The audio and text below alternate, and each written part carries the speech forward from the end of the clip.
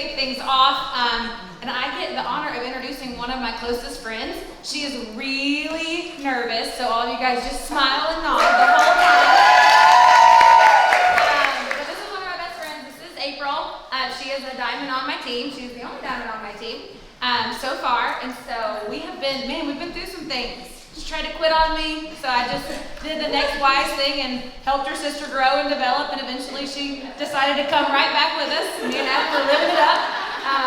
But this is April. Her story really should inspire you. She came last year to Ruby Retreat as a Ruby, and she's back this year as a Diamond. Yes.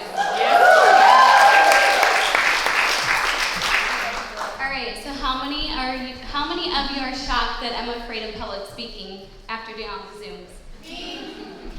I'm so nervous, and y'all, it's been a decade since I literally have public spoke in front of people, and it's just been spiritual warfare. Like, literally the devil saying you can't do this. I literally, when Fallon and Christina asked me, I said, I'm not doing it. I will not get up in front of them. And then I had to just put myself aside and say, there's people in this room that need to hear my story.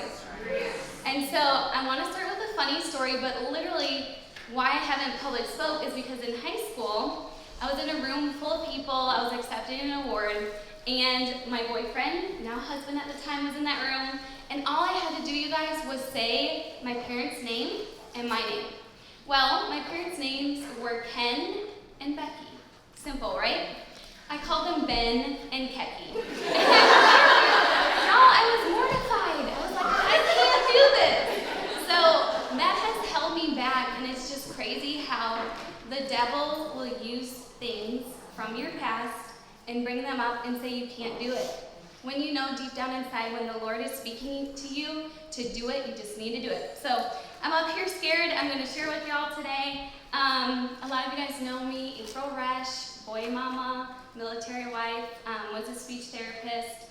And what I wanted to share with y'all when I was writing this is I just felt the Lord say, speak to the women who feel like they don't fit. The women who are in the chairs that say, you know, is this meant for me? Because that's how I felt at Ruby Retreat last year. And being a blue, that's really weird, right? But I just felt like, you know, am I supposed to be here, God? Is this for me? Is this not for me? And so if you're here today thinking, was I supposed to come on this trip? Was I not? You are supposed to be here, right? You are supposed to be here. It's destined for you. So basically, I did come to my first Ruby Retreat. Christina, are you crying? No, ma'am. Okay, good. I thought you were tearing up, and I'm like, oh, hold on. Okay. Okay, my points were literally at 504. Okay, so I just turned Ruby, and what I did was I came expecting to be changed. Okay, I didn't show up to have a party, even though I love a good party. I literally told Abby after I'm done with this, I'm probably gonna crack open some wine. You know, I got rid of any distractions. It's really easy. We have our phones on us all the time, right? I really was present. I was trying to ask good questions with the diamonds that were there. Just started conversations and really was here in the moment. Listened and took good notes, right? And y'all, what I did is I made a plan. I figured out, okay, all this information is coming at me, right? What does my team need to hear? What does April's team need to hear? So I did come last year alone. I was just the Ruby. Now this year I think we have 7 here, which is really exciting. Some are senior Rubies, some are jewels. And y'all, it was hard, right? We had to dig ourselves out of a lot of mindset. But I knew if I just kept going that there'd be Rubies with me next year. And I remember telling Christina that. I said, I want to bring all my team back next year. So just know, y'all, the key is going to be duplication. We say that all the time, duplication. But I remember we were on that trip, and I was trying to unplug a little bit, but still work. And my team was just developing all the silvers.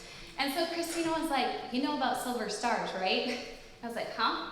And she's like, basically, you know, whoever produces the most silvers. Well, my team and I ended up doing that during basically the Ruby Retreat. So we just started to be on fire, and I just really saw how God was like, hey, you came to this retreat, you were faithful, like, look what I'm gonna do. So basically what happened, how do we go from Ruby to Diamond in 9 months? I drew my line. I still had that, I could be a speech therapist in the back of my mind. I still had the, I don't have to work, my husband makes enough money. I still have literally something that was holding me back, and maybe someone can relate, is I have my master's degree. I don't need to be doing network marketing, right? But that was just a lie that the devil was feeding me. I really started to focus on personal growth. And it's not something that comes naturally to me. I'm not the type, Christina's laughing.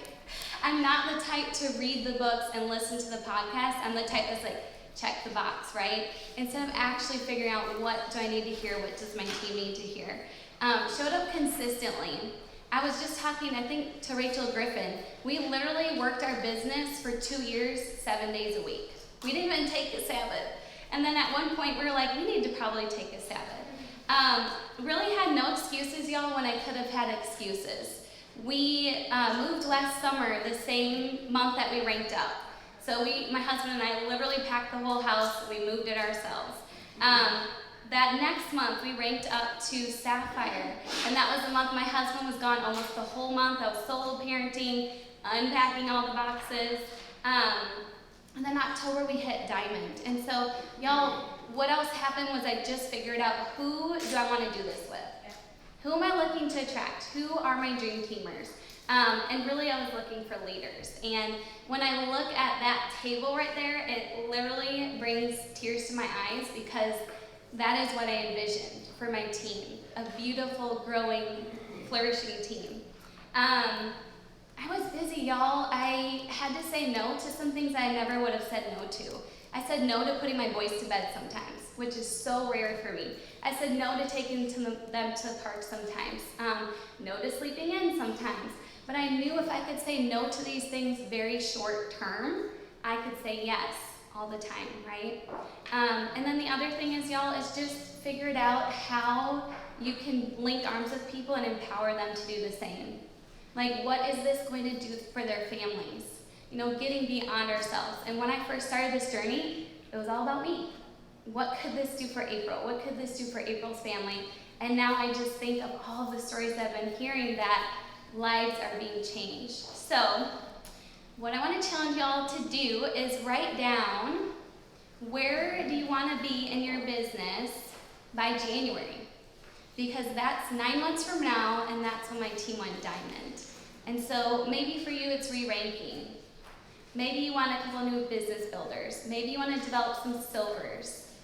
What is it that you want to do in the next 9 months? And that's all I have.